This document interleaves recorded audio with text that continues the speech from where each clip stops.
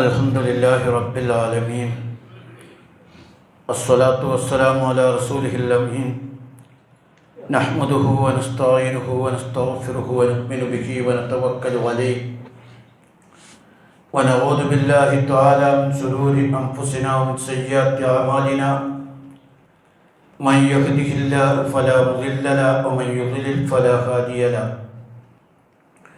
ونشهد أن لا إله إلا الله وحده لا شريك له ونشهد أن محمدا عبده ورسوله أرسله بالهدى ودين الحق ليظهره على الدين كله ولو كره المشركون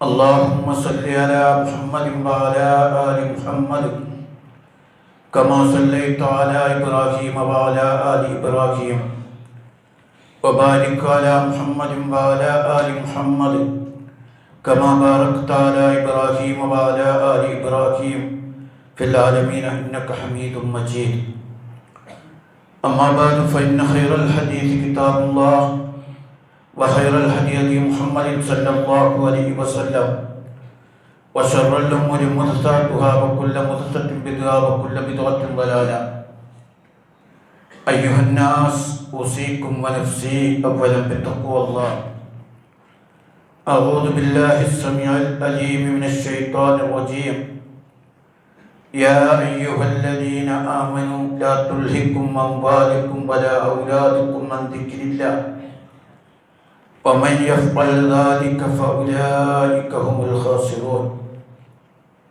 صدق الله العظيم رب اشرح لي صدري ويسر لي أمري واحلل عقدة من لساني يفقهوا قولي ആദരണീയരായ രക്ഷിതാക്കളെ, സഹോദരന്മാരെ, സഹോദരികളെ, അല്ലാഹു സുബ്ഹാനഹു വ തആല നമ്മെ എല്ലാവരെയും അനുഗ്രഹിക്കുമാറാകട്ടെ.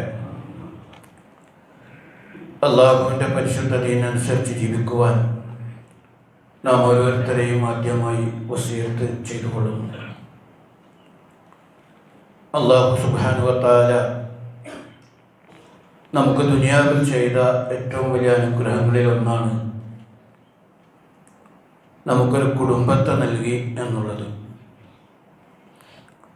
നമുക്ക് ശാന്തി അടയാനും നമുക്ക് സമാധാനം കണ്ടെത്താനും പരസ്പരം ഇഴചേർന്ന് ജീവിക്കാനുമൊക്കെ പറ്റുന്ന വിധത്തിൽ ഒരു കുടുംബ ഘടനയിൽ അള്ളാഹു നമ്മളെ സംവിധാനിച്ചു എന്നത് അള്ളാഹുവിൻ്റെ ഔദാര്യമാണ്, അവൻ്റെ ദൃഷ്ടാന്തമാണ്. അതിൽ അള്ളാഹു തആല ചെയ്ത അനുഗ്രഹങ്ങളെ എണ്ണിപ്പറയുന്നിടത്ത് ഖുർആൻ രണ്ട് അനുഗ്രഹങ്ങളെ കാര്യമായി പറയുന്നുണ്ട്. അതിലൊന്ന് സമ്പത്തും മറ്റൊന്ന് സന്താനങ്ങളുമാണ്.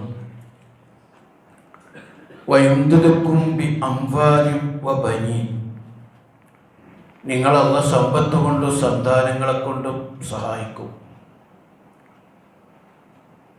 ധാരാളം സന്താനങ്ങളുണ്ടാകലും മക്കളുണ്ടാകലും വലിയ ഔദാര്യമായിട്ടാണ് ഖുർആൻ എടുത്തു പറയുന്നത്. നൂഹ് നബി അലൈഹിസ്സലാം പ്രബോധനം നിർവഹിക്കുമ്പോൾ ആ ജനതയോട് പറഞ്ഞു, ഫഖുൽതു അസ്തഗ്ഫിറൂ റബ്ബക്കും ഇന്നഹു കാന ഗഫാറ യുർസിലിസ് സമാ അലൈക്കും മിദ്റാറ വയുംദിദുക്കും ബിഅംവാലിൻ വബനീൻ. നിങ്ങൾ അള്ളാഹുവിനോട് ഇസ്തിഗ്ഫാർ നടത്തുക, അള്ളാഹു എല്ലാ പാപവും പുറത്തു തരും. എങ്കിൽ അള്ളാഹു നിങ്ങൾക്ക് മഴ വർഷിപ്പിച്ചു തരും, സമ്പത്തും സന്താനങ്ങളെയും വർദ്ധിപ്പിച്ചു തരും. അപ്പോൾ ആ വിഷയത്തിൽ നമ്മൾ മനസ്സിലാക്കേണ്ട ഒരു കാര്യം, ഒരർത്ഥത്തിൽ ഒരാളുടെ ഏറ്റവും വലിയ ഒരു സമ്പത്താണ് സന്താനങ്ങൾ, മക്കൾ എന്ന് പറയുന്നത്. ചില ഭൗതിക കാഴ്ചപ്പാടുകൾക്ക് വിധേയമായിട്ട് അധികം സന്താനങ്ങൾ ഉണ്ടാകുന്നതിനെ ഭയപ്പെടുന്ന അല്ലെങ്കിൽ അതിനെ പ്രതിരോധിക്കുന്ന ആളുകളിൽ നമ്മളും പെട്ടുപോയിട്ടുണ്ട്. അധികം മക്കളുണ്ടാകുന്നത് ഒരു വ്യക്തിക്ക് നേട്ടമാണ്, രാഷ്ട്രത്തിന് നേട്ടമാണ്, ലോകത്തിന് നേട്ടമാണ്. കാരണം ഏറ്റവും വിലപ്പെട്ട സമ്പത്ത് മാൻ പവറാണ്. നമ്മളെ പറഞ്ഞു പറ്റിച്ചതായിരുന്നു. അവസാനം ജനസംഖ്യ ചുരുങ്ങുന്നതാണ് പലയിടത്തും പ്രശ്നമാകുന്നത്. ചൈനയിൽ വളരെ രൂക്ഷമായ രീതിയിലായിരുന്നു ജനസംഖ്യാ നിയന്ത്രണം നടത്തിയത്. എന്നിട്ട് ലോകത്തെ ഏറ്റവും വലിയ ജനസംഖ്യയുള്ള രാജ്യമായിരിക്കാം. പക്ഷെ ഇപ്പോൾ ആ രാജ്യത്തിൻ്റെ അവസ്ഥ, അവിടെ മഹാഭൂരിപക്ഷം വൃദ്ധരായ ആളുകളാണ്. മക്കളില്ല, മക്കളെ പ്രസവിക്കുന്നില്ല. ചൈനീസ് പ്രസിഡന്റ് എവിടെ പോയാലും സംസാരിക്കുന്നത് ഇപ്പോൾ ധാരാളം മക്കളുണ്ടാകട്ടെ, സന്താനങ്ങളുണ്ടാകട്ടെ എന്നാണ്. ഞാൻ ആ വിഷയമല്ല എൻ്റേത്. മക്കൾ ഒരനുഗ്രഹമാണ്, വലിയ അനുഗ്രഹമാണ്. അത് അല്ലാഹു തആല എടുത്തു പറഞ്ഞൊരു കാര്യമാണ്. പക്ഷെ ആ മക്കളെ ശരിയായ രീതിയിൽ വളർത്തുക എന്നത് മാതാപിതാക്കളുടെ ബാധ്യതയിൽപ്പെട്ടതാണ്. ഇസ്ലാമിൽ മാതാപിതാക്കൾക്ക് സേവനം ചെയ്യണമെന്നും നന്മ ചെയ്യണമെന്നും ശക്തമായി പറയുന്നു. അതേതാണ്ടൊക്കെ മുസ്ലിം സമൂഹത്തിന് ബോധ്യവുമുണ്ട്. അവരോട് ചേർന്ന് പോലും പറയാൻ പാടില്ല. വഖുല്ലഹുമാ ഖൗലൻ കരീമാ, നല്ല നിലക്ക് സംസാരിക്കണം. വഖ്ഫിദ് ലഹുമാ ജനാഹദ് ദുല്ലി മിനർ റഹ്മ, കാരുണ്യത്തിൻ്റെ ചിറക് കാരുണ്യത്താൽ വിനയത്തിൻ്റെ ചിറക് അവർക്ക് താഴ്ത്തി കൊടുക്കണം. ഇതൊക്കെ വളരെ ഗൗരവമുള്ള വിഷയമാണ്. പക്ഷെ അതേപോലെ പ്രാധാന്യമുള്ളൊരു കാര്യമാണ് മാതാപിതാക്കൾക്ക് മക്കളോടുള്ള ബാധ്യത. പലപ്പോഴും അത് വിസ്മരിച്ചു പോകാറുണ്ട്. എന്നാൽ വളരെ വിസ്മരിക്കാതെ ഗൗരവത്തിലെടുക്കേണ്ട വിഷയം മക്കളുടെ ബാധ്യത നിർവഹിക്കുക എന്നർത്ഥമാണ്. നല്ല മക്കളെ വളർത്തിയെടുക്കാൻ മാതാപിതാക്കൾ ബാധ്യസ്ഥരാണ്. ഏറ്റവും ശ്രദ്ധ മക്കളെ വളർത്തുന്നിടത്തുണ്ടാകും. ഒരിക്കൽ മഹാനായ ഉമർ ബിൻ ഖത്താബ് റളിയല്ലാഹു അൻഹുവിൻ്റെ അടുക്കൽ ഒരാളൊരു കേസുമായി വന്നു. അദ്ദേഹത്തിൻ്റെ മകൻ അദ്ദേഹത്തെ ദ്രോഹിക്കുന്നു, അനുസരിക്കുന്നില്ല, വളരെ മോശമായി പിതാവിനോട് പെരുമാറുന്നു. മകനെ സംബന്ധിച്ച ആക്ഷേപവുമായിട്ടാണ് വന്നത്. ഉമർ ബിൻ ഖത്താബ് റളിയല്ലാഹു അൻഹു മകനെ വിളിപ്പിച്ച് വരുത്തി നല്ല കുറേ ഉപദേശങ്ങൾ കൊടുത്തു. മാതാപിതാക്കളെ ആദരിക്കേണ്ടതിൻ്റെയും ബഹുമാനിക്കേണ്ടതിൻ്റെയും അവർ പറയുന്നത് കേൾക്കേണ്ടതിൻ്റെയും ഒക്കെ കാര്യങ്ങൾ വിശദീകരിച്ചു. ശാന്തനായി കേട്ട ആ കുട്ടി ഉമർ റളിയല്ലാഹു അൻഹുവിനോട് തിരിച്ചു ചോദിച്ചു, അമീറുൽ മുഅ്മിനീൻ, മാതാപിതാക്കൾക്ക് മക്കളായ ഞങ്ങളോട് ചില ബാധ്യത എന്താണ്? ബാധ്യത ഇല്ലേ? ഉമർ റളിയല്ലാഹു അൻഹു പറഞ്ഞു, ബാധ്യത ഉണ്ട്. എന്താണ് അമീറുൽ മുഅ്മിനീൻ? അപ്പോൾ ഉമർ റളിയല്ലാഹു അൻഹു പറഞ്ഞു, ഏറ്റവും വലിയൊരു ബാധ്യത നല്ല സംസ്കാരമുള്ള ദീനുള്ള ഒരു ഉമ്മയെ മക്കൾക്ക് കൊടുക്കുക എന്നതാണ്. മക്കൾക്ക് നല്ല ദീനുള്ള സംസ്കാരമുള്ള ഉമ്മയെ കൊടുക്കുക എന്ന് പറഞ്ഞാൽ വിവാഹം കഴിക്കുമ്പോൾ ദീനും സംസ്കാരവും മര്യാദയൊക്കെ ഉള്ള ഉമ്മ ആളെ വിവാഹം കഴിച്ചെങ്കിലേ തൻ്റെ മക്കൾക്ക് ദീനുള്ള ഉമ്മയെ കൊടുക്കാൻ പറ്റും. രണ്ടാമത്തെ കാര്യം, ആ കുട്ടിക്ക് നല്ല പേരിട്ട് കൊടുക്കുക. മൂന്നാമത് ഉമർ റളിയല്ലാഹു അൻഹു പറഞ്ഞു, ആ കുട്ടിയെ അള്ളാഹിൻ്റെ കിതാബ് പഠിപ്പിക്കുക, ഖുർആൻ പഠിപ്പിക്കുക. അപ്പോൾ ഈ ചെറുപ്പക്കാരൻ പറഞ്ഞു, ഇത് മൂന്നും എൻ്റെ മാതാപിതാക്കൾ നിർവഹിച്ചിട്ടില്ല, എൻ്റെ വാപ്പ നിർവഹിച്ചിട്ടില്ല. ഒന്നെനിക്ക് നല്ല സംസ്കാരമുള്ള ഉമ്മയല്ല തന്നത്, അഗ്നി ആരാധകനായ ഒരാളുടെ മകളാണ് എൻ്റെ ഉമ്മ. ദീനും സംസ്കാരവും എൻ്റെ ഉമ്മക്കില്ല. എനിക്കെൻ്റെ ഉപ്പ ഇട്ട പേര് ജ്വാലി എന്നാണ്, കരിവണ്ട് എന്നാണ് എനിക്കിട്ട പേര്. മൂന്നാമത് എന്നെ അള്ളാഹിൻ്റെ കിതാബിൽ നിന്നൊന്നും പഠിപ്പിച്ചിട്ടില്ല. ഉടനെ ഉമർ റളിയല്ലാഹു അൻഹു പിതാവിനോട് പറഞ്ഞു, നിങ്ങളാണ് കുറ്റക്കാരൻ, ആ മകനല്ല യഥാർത്ഥത്തിൽ കുറ്റവാളി എന്ന് ഉപദേശിക്കുകയുണ്ടായി. ഇവിടെ നമ്മൾ മനസ്സിലാക്കേണ്ടത്, എല്ലാ ആളുകളുടെയും പുതിയ കാലത്തൊരു പ്രശ്നം മക്കളാണ്. മിക്ക രക്ഷിതാക്കളും വല്യപ്പാരായിട്ടും സംസാരിക്കുമ്പോൾ മക്കളുടെ സ്വഭാവം, ശൈലി ഇതിൽ അസ്വസ്ഥരാണ്, ഭയങ്കര പ്രശ്നമാണ്. ചിലർ അള്ളാഹിൻ്റെ അനുഗ്രഹത്താൽ നല്ല രീതിയിൽ ശ്രദ്ധിച്ചതുകൊണ്ട് രക്ഷപ്പെട്ടിട്ടുണ്ടാവും. നമ്മൾ കേൾക്കുന്നതും കാണുന്നതൊക്കെ ഇപ്പോൾ ടി വി അല്ലെങ്കിൽ നമ്മുടെ സോഷ്യൽ മീഡിയയിൽ പോലും മക്കൾ വഴിതെറ്റി വന്ന് തങ്ങളുടെ മാതാപിതാക്കളെ അധിക്ഷേപിക്കുന്ന വർത്തമാനങ്ങൾ നമ്മൾ കേൾക്കുകയാണ്. വളരെ മോശമായ സംസ്കാരങ്ങൾ മുസ്ലിം സമൂഹത്തിൽ നിന്ന് വരികയാണ്. ഇതിൻ്റെ ഒന്നാമത്തെ ഒരു കാരണം ഞാൻ നേരത്തെ ഉമർലാൽ പറഞ്ഞ പോലെ നമ്മുടെ കുടുംബ ബന്ധങ്ങൾ ചേർക്കുന്നതിൽ ദീന് പരിഗണിക്കണം. നമ്മളെ മക്കളുടെ കാര്യത്തിലും ആ ദീനില്ലെങ്കിൽ മക്കൾ പരിപൂർണരല്ല എന്ന് വിശ്വസിക്കണം. ഞാനൊരു നല്ല ഉദാഹരണം പറയാം.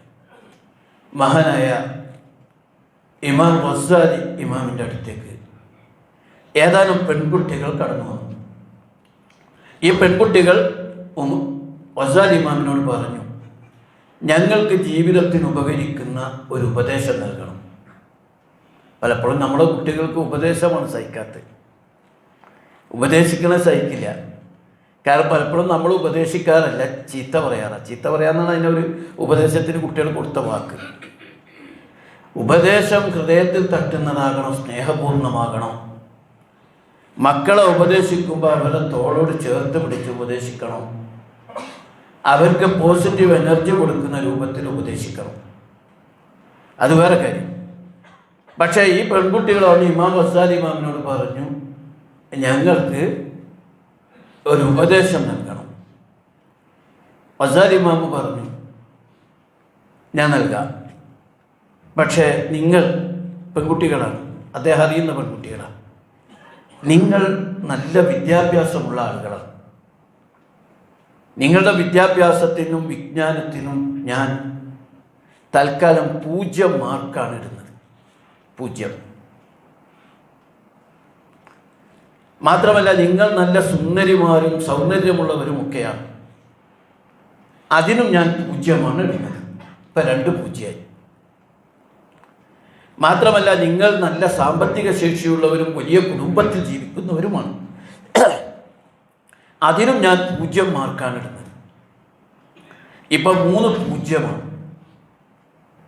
ഈ 3 0 ഇതിന് വിലയില്ല.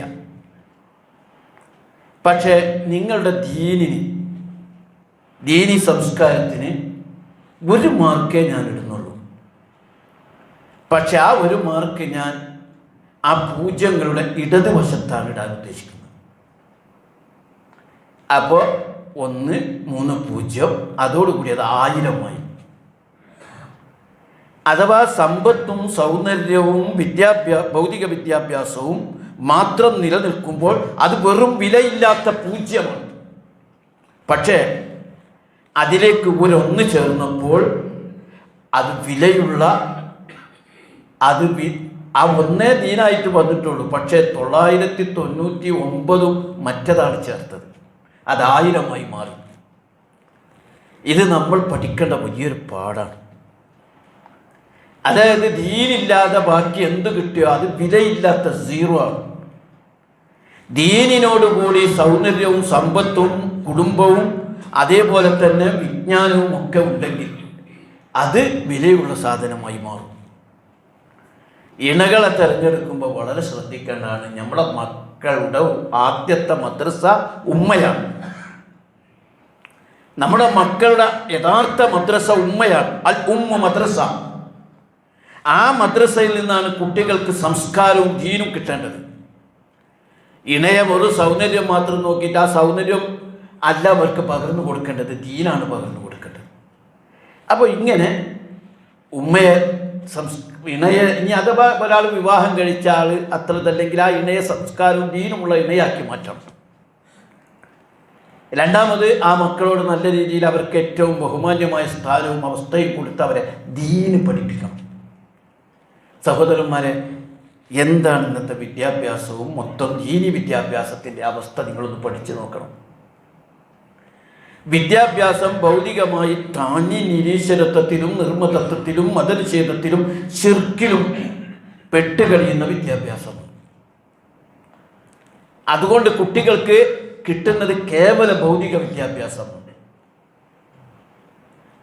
അത് ശിർക്കെന്താണ്, തൗഹീദ് എന്താണ്, അള്ളെന്താണെന്നൊന്നും അവർക്ക് കിട്ടുന്നില്ല ഭൗതികമായിട്ട്. അതുകൊണ്ടാണ് ഈ അടുത്തൊരു മുസ്ലിം പയ്യൻ തനിക്ക് ഏതോ ഒരു വിഗ്രഹം കിട്ടിയപ്പോൾ അതെനിക്കൊരു ചൈതന്യമായി എന്ന് ആ പയ്യൻ വിളിച്ചു പറഞ്ഞത്. അതിൻ്റെ ഗൗരവം മനസ്സിലാക്കുന്നില്ല. ഒരു വിഗ്രഹത്തിനോടുള്ള ചൈതന്യത്തിനോട് എങ്ങനെ നിലനിൽക്കണമെന്നത് അവനറിയില്ല. അതുകൊണ്ടാണ് മുസ്ലിം പെൺകുട്ടികൾ വിളിച്ചു പറഞ്ഞ് ഞാനും അവളും രണ്ടാളും സ്വർഗ വിവാഹത്തിൽ ഏർപ്പെട്ടാൽ എന്താ പ്രശ്നം? നമ്മുടെ സമൂഹം അങ്ങനെ ധരിക്കാൻ കാരണം നമ്മുടെ കുട്ടികൾക്ക് ദീനി വിദ്യാഭ്യാസം വളരെ പരിമിതമാണ്. എന്താ ഇപ്പോൾ മദ്രസയിൽ കിട്ടുന്നത്? ഒന്നാമത് മദ്രസ വിദ്യാഭ്യാസം വളരെ വളരെ വളരെ വളരെ പിന്നിലേക്ക് പോയി. ഇംഗ്ലീഷ് വിദ്യാഭ്യാസം വന്നപ്പോൾ സ്കൂളുകൾ നേരത്തെ തുടങ്ങാനും ബസ്സിൽ നേരത്തെ പോകാനും വേണ്ടി കുട്ടികൾക്ക് നല്ല ഭൗതിക വിദ്യാഭ്യാസം കിട്ടാൻ വേണ്ടി മദ്രസ വിദ്യാഭ്യാസം വളരെ ശുഷ്കമായി. ഇനി ഉള്ള മദ്രസ വിദ്യാഭ്യാസത്തിൻ്റെ അവസ്ഥ എന്താ ഈ കുട്ടിക്ക് കിട്ടണമെന്ന് ആരെങ്കിലും പഠിച്ചു നോക്കിയിട്ടുണ്ടോ? കൂടി വന്നാൽ ഒന്ന് ഓതാൻ, ഇത്തിരി ഓതാൻ പഠിക്കും. അത് കുട്ടിക്ക് ഇഷ്ടപ്പെട്ട രൂപത്തിലൊന്നല്ല. ഈ അതിനൊക്കെ അവിടുന്ന് ഇവിടുന്നൊക്കെ ഉച്ചരിച്ച് ഉസ്താദിൻ്റെ അടിയും കിട്ടിയിട്ട് വെറുപ്പോട് കൂടിയാണ് ഈ ഖുർആൻ പലരും പഠിച്ചിട്ടുള്ളത്. രണ്ടാമത് ഫാത്തിഹയുടെ അർത്ഥം പോലും കുട്ടികളിൽ 99% അറിയില്ല, ആളുകൾക്ക് അറിയില്ല. ഇനി നിസ്കാരം തന്നെ നടത്തുന്നുണ്ട്, നിസ്കാര ജമാഅത്തായിട്ട് സുജൂദ് റുവൊക്കെ നടത്തുന്നുണ്ട്. നിങ്ങൾ കുട്ടികളോട് ചോദിച്ചു നോക്കിയേ, 2 സുജൂദുകൾക്കിടയിലുള്ള ഇരുത്തത്തിൽ എന്താ ചെല്ലേണ്ടത് അറിയില്ല പലർക്കും. അവസാനത്തെ ദുആ പല കുട്ടികളും മദ്രസ പഠിച്ചിട്ടുണ്ടാവും, പക്ഷേ പുതിയ കുട്ടികൾക്ക് അത് അറിയില്ല. മരിച്ചു കഴിഞ്ഞാൽ, വാപ്പ മരിച്ചാൽ മയ്യത്ത് കഫൻ ചെയ്യേണ്ടത്, കുളിപ്പിക്കേണ്ടത്, മയ്യത്തിന് വേണ്ട എല്ലാ കാര്യങ്ങളും ചെയ്യേണ്ടത്, മയ്യത്ത് നമസ്കാരത്തിന് നേതൃത്വം നൽകേണ്ടത് മക്കളാണ്. എത്ര പേർക്ക് മയ്യത്ത് നമസ്കാരത്തിൻ്റെ ദുആ അറിയും? ആദ്യം ഫാത്തിഹയാണ് ഓതേണ്ടതെന്നും സലാത്താണ് പിന്നെ സലാത്താണ് ചെല്ലേണ്ടതെന്നും പിന്നെ ഈ ദുആയാണെന്നും 4ാമത്തത് ഇന്ന ദുആയാണെന്നും അറിയുന്ന കുട്ടികൾ നമ്മുടെ സമൂഹത്തിൽ എത്ര ഉണ്ട്? പഠിച്ചിട്ടുണ്ടോ? പഠിച്ചിട്ടുണ്ട്. പ്രയോഗിച്ചിട്ടുണ്ടോ? ഇല്ല. 2 കൊല്ലത്തിനുള്ളിൽ അത് മറന്നിട്ടുണ്ട്. പിന്നെ അത് എവിടുന്നും കേട്ടിട്ടില്ല. പിന്നെ ആ കുട്ടി അത് പഠിക്കുന്നില്ല.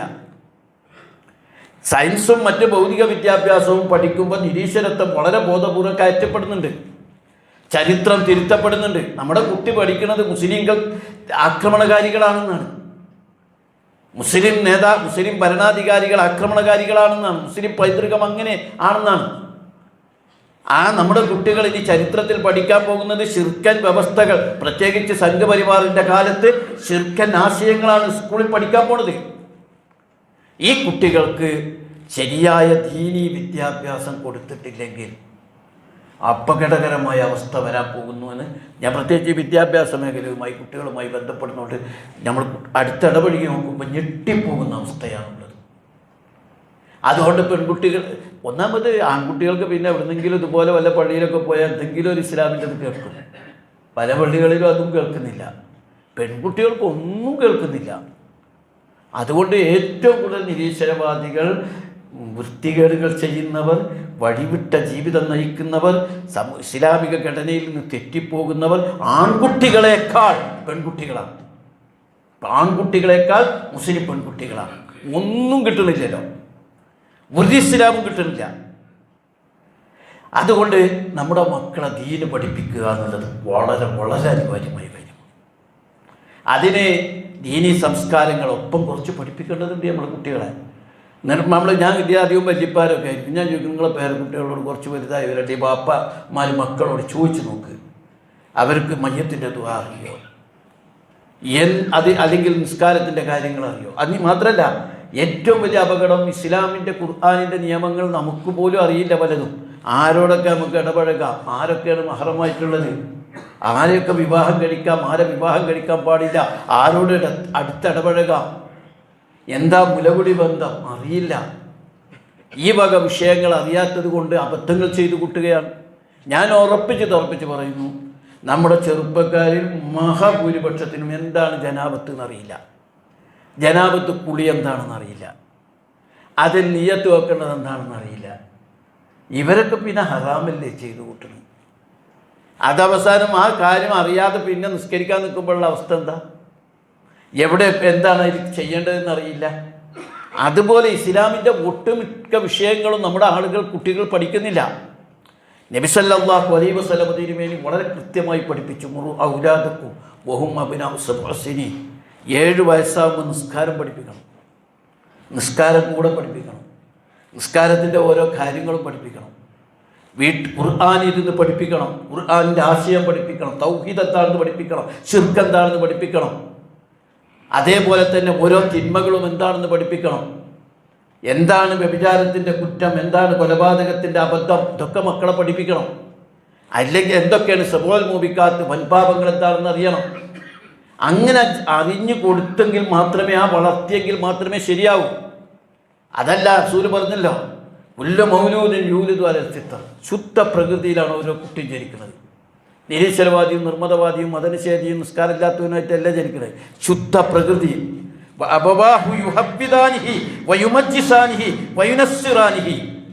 അവരെ വാപ്പി ഉമ്മി ചേർന്നിട്ടാണ് അവനെ നസാറാക്കളും മജൂസിയും നിഷേധിയും ഒക്കെ ആക്കുന്നത്. ആ വാപ്പി ഉമ്മി ലക്ഷ്യം വെച്ചോ നന്നായില്ലടും. ശരിക്കും നമുക്ക് കുടുംബത്തിനകത്ത് ദീനീ കാര്യങ്ങൾ വരണം എന്നാണ് ഞാൻ പറഞ്ഞത്. മദ്രസയിൽ നിന്നൊന്നും കിട്ടാൻ വളരെ കുറച്ചേ കിട്ടും. നമ്മൾ പകർന്നു കൊടുക്കണം, മാതാപിതാക്കൾ പകർന്നു കൊടുക്കണം. നല്ല രീതിയിൽ മക്കൾക്ക് പകർന്നു കൊടുത്തെങ്കിലേ ഉണ്ടാവും. ഇപ്പം നിങ്ങൾക്കറിയാമോ, കമ്മ്യൂണിസ്റ്റ് റഷ്യ 7 പതിറ്റാണ്ട് കാലം അവിടെ കമ്മ്യൂണിസം നടപ്പാക്കിയതോടുകൂടി ഇസ്ലാമിൻ്റെ വളരെ പ്രഭവ കേന്ദ്രങ്ങൾ അവിടെ ഉണ്ടായിരുന്നു. പിന്നീട് ഇസ്ലാം തീർത്തും ഇല്ലാതായി, പള്ളികളൊക്കെ നശിപ്പിക്കപ്പെട്ടു. 7 പതിറ്റാണ്ട് എന്ന് പറഞ്ഞാൽ 3 തലമുറ ഏതാണ്ട് അള്ളാഹ് പോലും കേൾക്കാതെ ജീവിച്ചു. പക്ഷേ സോവിയറ്റ് യൂണിയൻ തകർന്നപ്പോൾ അവിടെ പല ഭാഗത്തും ഇസ്ലാം പുനർജനിച്ചു. നമ്മളെ അത്ഭുതപ്പെടുത്തു, എവിടുന്ന് അവിടെ ഇസ്ലാം വന്നത്? ഒറ്റ സ്ഥലത്തായിരുന്നു, വീട്ടിൽ ഇസ്ലാം ഉണ്ടായിരുന്നു. പുറമൊന്നുമില്ല, പള്ളിയില്ല, മദ്രസ ഒന്നുമില്ല. പക്ഷേ മക്കൾക്ക്, തലമുറകൾക്ക് കൈമാറി തലമുറകളിലൂടെ ആ ദീൻ അവരുടെ വീടുകളിലുണ്ടായിരുന്നു. ഇതന്നെയാണ് തുർക്കിയിലെ മുസ്തഫ കമാൽ പാഷ ഇസ്ലാമിനെ തകർത്ത് തരിപ്പണമാക്കിയപ്പോൾ പിന്നീട് ആ തുർക്കി അതിൽ നിന്ന് രക്ഷപ്പെട്ടപ്പോൾ വീണ്ടും തുർക്കിയിൽ ഇസ്ലാം ജനിച്ചു. നമ്മുടെ വീട്ടിനകത്താണ് ഇസ്ലാം പഠിപ്പിക്കേണ്ടത്. അല്ലിമു, നിങ്ങൾ പഠിപ്പിക്കണം നിങ്ങളുടെ പെൺകുട്ടികളെ, നിങ്ങളുടെ സ്ത്രീകളെ സൂറത്തു നൂർ പഠിപ്പിക്കണം. സൂറത്തു നൂർ പഠിച്ചാലാണ് നിയമങ്ങളൊക്കെ പഠിക്കാൻ പറ്റുള്ളൂ. അല്ലിമുരിജാലക്കും സൂറത്ത് മാഇദ സൂറത്ത് മക്കളെ പഠിപ്പിക്കണം. ആ വീട്ടിനകത്ത് അൽബഖറയും ആലി ഇമ്രാനും ഓതപ്പെടണം. അങ്ങനെ ഓതപ്പെടുമ്പോഴാണ് ആ വീട്ടിനകത്ത് ശൈത്താൻ ഉണ്ടാകാതിരിക്കും. ശൈത്താൻ എന്നുണ്ടോ കൊമ്പമീശ വെച്ചെന്തോ സാധനമല്ല, അനിസ്ലാമിക പ്രവണതകളാണ് ആകെ. ഈ സോഷ്യൽ മീഡിയ കൊണ്ട് വന്നതോടുകൂടി ഉണ്ടാകുന്ന അപകടങ്ങൾ എത്ര ഭീകരമാണ് നിങ്ങൾ ആലോചിച്ച് നോക്കിയേ. അതുകൊണ്ട് നല്ല കുട്ടികളെ അങ്ങനെ പഠിപ്പിച്ച് ഞാൻ മദ്രസ വിട്ടു എന്നിട്ടൊന്നും അള്ളാഹുവിൻ്റെ മുമ്പിൽ രക്ഷപ്പെടില്ല. മക്കൾ പച്ചക്ക് അള്ളാഹിനോട് പറയും. ഒരു ദിവസം നമ്മുടെ മുമ്പിൽ വരാണ്ട്, യൗമലായും ഫൗമാലും വലാ ബനൂൻ, മക്കളും സമ്പത്തും സന്താനങ്ങളും ഉപകരിക്കാത്തൊരു ദിവസം, പല അൻസാബ് ബൈനഹും, ഒരു കുടുംബ ബന്ധമില്ലാത്ത ദിവസം, യൗമ യഫിറുൽ മർഉ മിൻ അഖീ വ ഉമ്മിഹി വ അബി, മക്കളും ബാപ്പയും സഹോദരങ്ങളൊക്കെ ഓടിയകലുന്ന ഒരു ദിവസം. ആ ദിവസം മക്കളെ വിചാരണക്കെടുക്കുമ്പോൾ അള്ളാഹുവിനോട് ആ മക്കൾ പച്ചക്കട് പറയും, റബ്ബന ആതിഹിം ദുർഫൈൻ മിനൽ അദാബ്, പടച്ചേനവൻ ഈ ബാപ്പാക്കും ഉമ്മാക്കും ഇരട്ടി ശിക്ഷ കൊടുക്കണേ. കാരണം ഇവർ ഞങ്ങളെ ദീന് പഠിപ്പിച്ചില്ല, ദീനിൻ്റെ ഉപദേശം നൽകിയില്ല. ഉപദേശം നൽകിയോന്ന് പറഞ്ഞാൽ അതിനനുസരിച്ച് തങ്ങളെ സംവിധാനിച്ചില്ല. വാപ്പാക്കൊരൊറ്റ ലക്ഷ്യം, ഞാൻ ഡോക്ടറാകണം. വാപ്പാക്കൊരൊറ്റ ലക്ഷ്യം, ഞാൻ എഞ്ചിനീയറാകണം, എനിക്ക് കാശുണ്ടാകണം. ഞാൻ പറയും എന്താ കാര്യമല്ലേ, ഭൗതികമായി വളരാം, പക്ഷെ ഭൗതികതയിൽ മാത്രം എന്ത് നേടിയാലും ഉത്തേച്ചു പോകുന്നതല്ലേ നേടുള്ളൂ. ഉണ്ടാകാൻ പോകുന്ന നേട്ടം ദീനും കൂടി ഉണ്ടാകുമ്പോഴല്ലേ.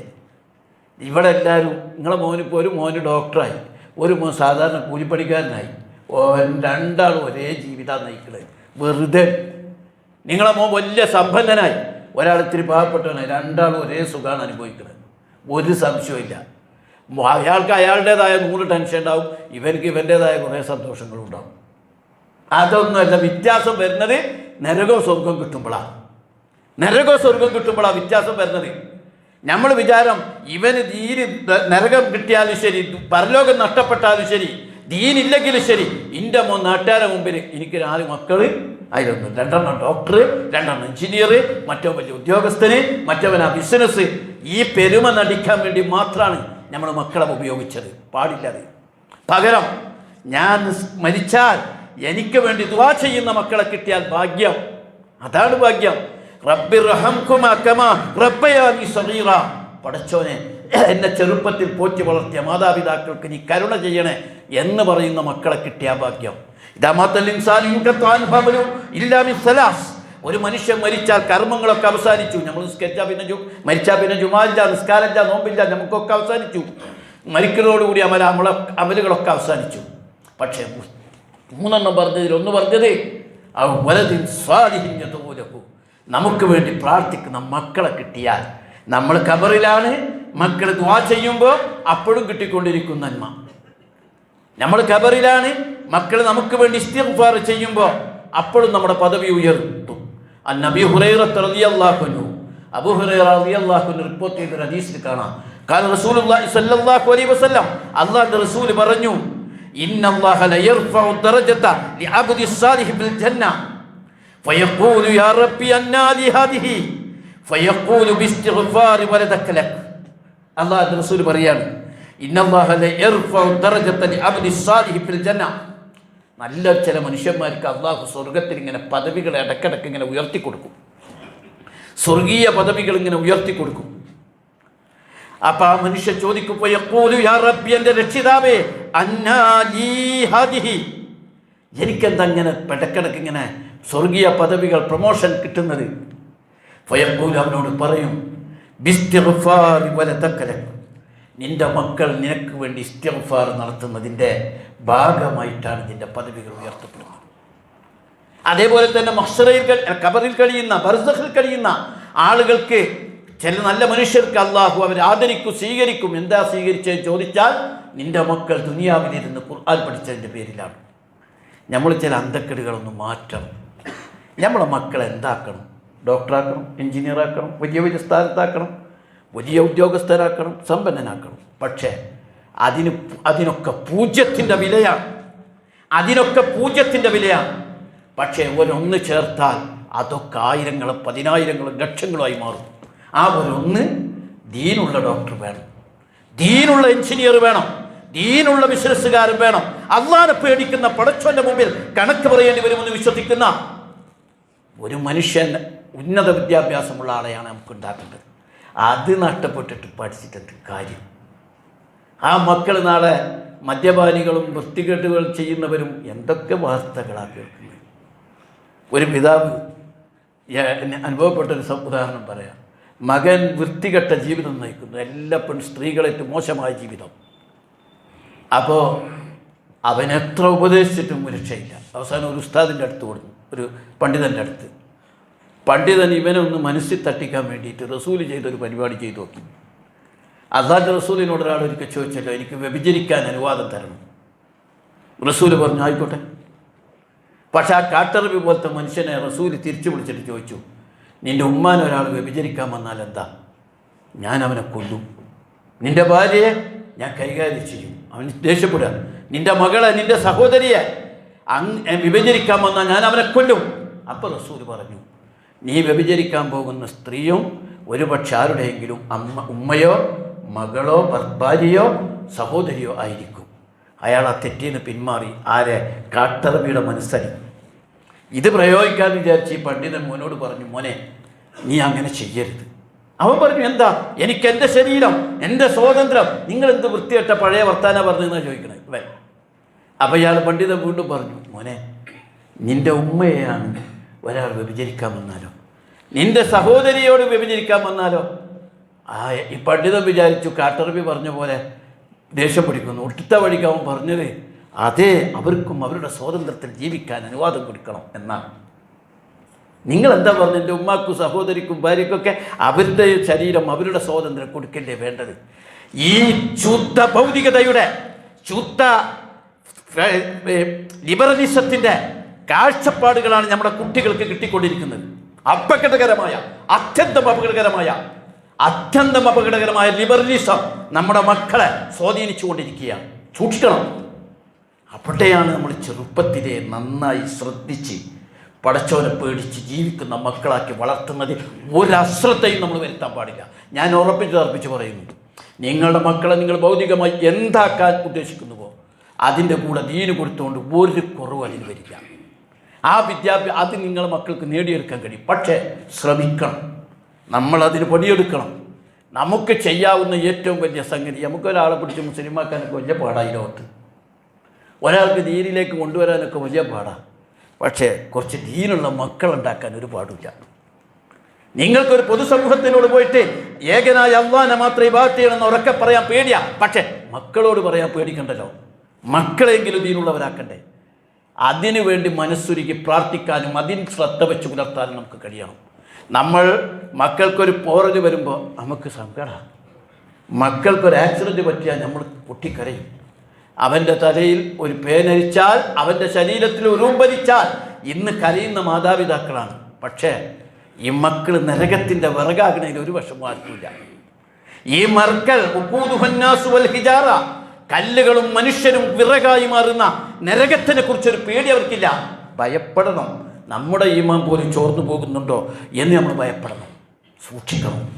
അതുകൊണ്ട് നല്ല ഒരുക്കത്തോടു കൂടി നമ്മുടെ മക്കളെ ശരിയായ ലക്ഷ്യത്തോടു കൂടി വളർത്തിയെടുക്കാൻ നമുക്ക് കഴിയണം. മാത്രമല്ല കുറച്ചൊക്കെ ദീനി പണ്ഡിതന്മാരുണ്ടായിക്കോട്ടെ, അതൊരു ബർക്കത്താണ്. ഞാൻ ഇന്നലെ ഒരു ജനാസയിൽ പങ്കെടുത്തു. ആ വാപ്പ ഒരു പ്രായമുള്ള മനുഷ്യനാണ്. അദ്ദേഹത്തിൻ്റെ മകൻ നിസ്കാരത്തിൻ്റെ മുമ്പ് പറയുകയാണ്, എൻ്റെ ഉപ്പാക്ക് കുറേ മക്കളുണ്ട്, 20ഓളം മക്കൾ. പക്ഷെ അതിൻ്റെ ഒരു പ്രത്യേകത, ഒരു ജുമാ ദിവസം എൻ്റെ ഉപ്പയുടെ 10 മക്കൾ മിമ്പറിൽ കയറും. എൻ്റെ ഉപ്പയുടെ 10 മക്കൾ വിവിധ പള്ളികളിൽ മിമ്പറിൽ കയറും. ഒരു ഉപ്പാക്ക് കിട്ടുന്ന ആദരവ് എന്താ എന്ന് പറഞ്ഞാൽ, നമ്മുടെ സമൂഹത്തിൽ പണ്ഡിതന്മാരില്ല. ആകെയുള്ളത് ഈ അത്തും കുറച്ച് പഠിച്ച കുറേ, അതിൻ്റെ എല്ലാ ദോഷവും നമ്മൾ തീർന്നുണ്ട്. ദീനിനെ നന്നായി അവതരിപ്പിക്കാൻ കഴിയുന്ന പണ്ഡിതന്മാരെ വളർത്തിയെടുക്കൽ ആവശ്യമാണ്. പണ്ടൊക്കെ അങ്ങനെ ഉണ്ടായിരുന്നു. നല്ല ഉയർന്ന സമ്പന്ന കുടുംബത്തിൽ നിന്ന് ഒരു വാപ്പ തീരുമാനിക്കും എൻ്റെ മോനെ പണ്ഡിതനാക്കി വളർത്തണമെന്ന്. അതുപോലും ഇല്ലെന്ന്. ഇന്നിപ്പോൾ അവസാനം എന്തായെന്ന് പറഞ്ഞാൽ ഖുതുബ പറയാൻ പോലും ആൾക്കാരില്ല. ആ ഫീൽഡിലുള്ള ആളെന്നുള്ളവർക്ക് എനിക്ക് നന്നായി അറിയാം. പക്ഷെ ഞാൻ കുറച്ചാൾ ഈ ഖത്തീബുമാരുടെ കൗൺസിലിൻ്റെ ചെയർമാനായിരുന്നു. എനിക്ക് വിളിയോട് വിളിയാ, ഇത്രയും ആളുകൾ വന്നിരിക്കുന്നു, അവരുടെ മുമ്പിൽ ഇസ്ലാമിനെ നന്നായി അവതരിപ്പിച്ചു കൊടുക്കാൻ ആളില്ല. നമ്മളൊക്കെ ഇടയ്ക്കിടയ്ക്ക് ഇവിടുന്ന് മുങ്ങണം എന്താ പറഞ്ഞാൽ, ഇടയ്ക്കൊരു പള്ളിയിലൊക്കെ അവർ നിർബന്ധപൂർവ്വം വിളിച്ച് ചെല്ലുന്നതാണ്. നമ്മളും 10-40 കൊല്ലം 60 വയസ്സായിട്ട് പറയേണ്ടി പറഞ്ഞ് പുതിയ ചെറുപ്പക്കാർ ദീന് പഠിച്ച് നന്നായി ഇസ്ലാമിനെ അവതരിപ്പിക്കുന്നവർ ഉണ്ടാകുന്നില്ല. പഠിച്ച കുട്ടികളൊക്കെ വേറെ ലെവലിൽ പോവുകയാണ്. അവരെഞ്ചിനീയർ ഇതായിട്ട് നമുക്ക് പണ്ഡിതന്മാരെ വളർത്തിയെടുക്കുന്നില്ല. ഖുർആൻ പഠിക്കുന്ന ആളുകൾ ഉണ്ടാകുന്നില്ല. ആവശ്യങ്ങൾ, അവസരങ്ങൾ ഒരുപാടുണ്ടെന്ന് പുതിയ കാലത്ത് ഇസ്ലാമിനെ അവതരിപ്പിക്കാൻ. ഒരു പണ്ഡിതനും പട്ടിണി കിടക്കില്ല കേട്ടോ. ഒരാളും ഇവിടെ ഒരു ദുരിതവും പേറില്ല. നമ്മളെ മോൻക്ക് ഇത്തിരി കാശ് കുറയോ, പണ്ഡിതന്മാരായ കാശ് കുറയോ ഇല്ല, അള്ളാഹു അല്ല, എനിക്കറിയില്ല. പക്ഷേ ബർക്കത്തെ കൂടിയിട്ടുള്ളൂ. ബർക്കത്ത് കൂടെ ഉള്ളൂ. അവർക്ക് അനുഗ്രഹങ്ങൾ അള്ളാഹു കൊടുക്കും, പടച്ചവും കൊടുക്കും, സമ്പത്തും കൊടുക്കും. പക്ഷേ നാലാളെ മുമ്പിൽ അഭിമാനത്തിൽ നിൽക്കാനും വിജ്ഞാനമുള്ള ആൾക്ക് കഴിയും. അതുകൊണ്ടാണ് പറഞ്ഞത്, വിജ്ഞാനത്തിൻ്റെ മഹത്വം ഖുർആൻ എടുത്തു ധരിച്ചത്. ആ അറിവ് തേടി പുറപ്പെട്ടവൻ്റെ സ്വർഗത്തിലേക്കുള്ള വഴി അള്ളാഹു എളുപ്പമാക്കി കൊടുക്കും. അവരുടെ മേൽ മലക്കുകൾ ചിറക് വിരിച്ചു കൊടുക്കും. വിജ്ഞാനത്തിന് വലിയ. അതുകൊണ്ട് കുറച്ച് മക്കളെ നമ്മൾ സ്വയം തീരുമാനിക്കണം. എൻ്റെ ചില മക്കളെ ഞാൻ പണ്ഡിതനാക്കും, അറിവുള്ള പണ്ഡിതനാക്കും, ദീനുള്ള പണ്ഡിതനാക്കും. അങ്ങനെ പണ്ഡിതന്മാരാക്കി കൊടുക്കാൻ നമുക്ക് സാധിക്കേണ്ടതുണ്ട്. ഈ വക വിഷയങ്ങൾ വളരെ ഗൗരവം. ഞാൻ പറയുന്നത് വല്യപ്പമാർ, ഉപ്പമാർ, വല്യപ്പമാർക്കും നല്ല സ്വാധീനമുണ്ട്. വല്യപ്പമാരൊക്കെ അവരുടെ ദീനി ശരിക്കും മക്കളുടെ ഓരോ കാര്യത്തിലും ശ്രദ്ധിച്ച് അറിവുകൾ, വിജ്ഞാനങ്ങൾ, പരലോക വിശ്വാസം എത്ര ഇതുള്ള. ഞാൻ കുട്ടികളൊക്കെ പോയി ചില ക്ലാസ് വേദികളിലൊക്കെ പോകുമ്പോൾ പണ്ടത്തെ കുട്ടികളെ പോലെ അടങ്ങിയിരിക്കണമെന്നില്ല. പക്ഷേ ചിലപ്പോൾ മനസ്സിൽ തട്ടണ വിധത്തിൽ അവരോട് പറയുമ്പോൾ ആ കുട്ടികളും മനസ്സലിയും. പക്ഷെ പറയേണ്ട പോലെ നമ്മളെ കുട്ടികളെ പറഞ്ഞ് ബോധ്യപ്പെടുത്തി കൊടുക്കണം. കാരണം അവർ ജീവിക്കുന്നത് നമ്മൾ ജീവിച്ച ലോകത്തല്ല, ജാഹിലിയത്തിൻ്റെ നടുക്കടലിലാണ്. നമ്മുടെ കുട്ടികൾ ജാഹിലിയത്തിൻ്റെ നടുക്കടലിലാണ്. അവരെ റാഞ്ചാൻ ശൈത്താന്മാർ വട്ടമിട്ട് പറക്കുകയാണ്. ആ മക്കളെ വെറുതെ വിട്ടുകൊടുക്കരുത്. ശൈത്താനിൽ നിന്ന് രക്ഷിക്കാൻ, ഈ ജാഹിലിയത്തിൻ്റെ നടുക്കടലിൽ നിന്ന് അവരെ രക്ഷിക്കാൻ, നന്മ ഉപദേശിക്കാൻ, സ്വർഗത്തിൻ്റെ വഴി കാണിച്ചു കൊടുക്കാൻ, സിറാത്തുൽ മുസ്തഖീം വരച്ച് കാണിക്കാൻ നമുക്ക് ബാധ്യതയുണ്ട്. എൻ്റെ മോൻ അങ്ങനെ എന്ന് പറഞ്ഞിട്ട് കാര്യമില്ല. അവർ ജീവിക്കുന്ന ജാഹിലിയത്തിൻ്റെ ലോകത്താണ്. ആ ജാഹിലിയത്തിൻ്റെ ലോകത്തു നിന്ന് സ്നേഹപൂർവ്വം മക്കളെ കൊണ്ടുവരണം. അതല്ലെങ്കിൽ നമ്മളെങ്ങനെയോ സ്വർഗത്തിൽ പോയാലും മക്കൾ നരകത്തിൻ്റെ വിറകാകണ കാര്യം ഇടയ്ക്കൊന്ന് ആലോചിച്ച് നോക്കിയാൽ മക്കളെ വേണ്ട പോലെ വളർത്താതെ അങ്ങനെ സുഖത്തിൽ നമ്മൾ സ്വർഗത്തിൽ പോകൂല എന്നും ഖുർആൻ നമ്മളെ ഓർമ്മപ്പെടുത്തുന്നുണ്ട്. ലാ തുൽഹിക്കും അംവാലുക്കും വല ഔലാദുക്കും അൻ ദിക്രില്ല. നിങ്ങളുടെ സമ്പത്തും സന്താനങ്ങളും അള്ളാഹുവിനെ സ്മരിക്കുന്നതിൽ നിന്ന് അശ്രദ്ധരാക്കാതിരിക്കട്ടെ. അള്ളാഹു തആല നമ്മളെല്ലാവരെയും കാത്തുരക്ഷിക്കുമാറാകട്ടെ. അഖൂലു ഖൗലി ഹാദാ അസ്തഗ്ഫിറുല്ലാഹ് ലി വലക്കും.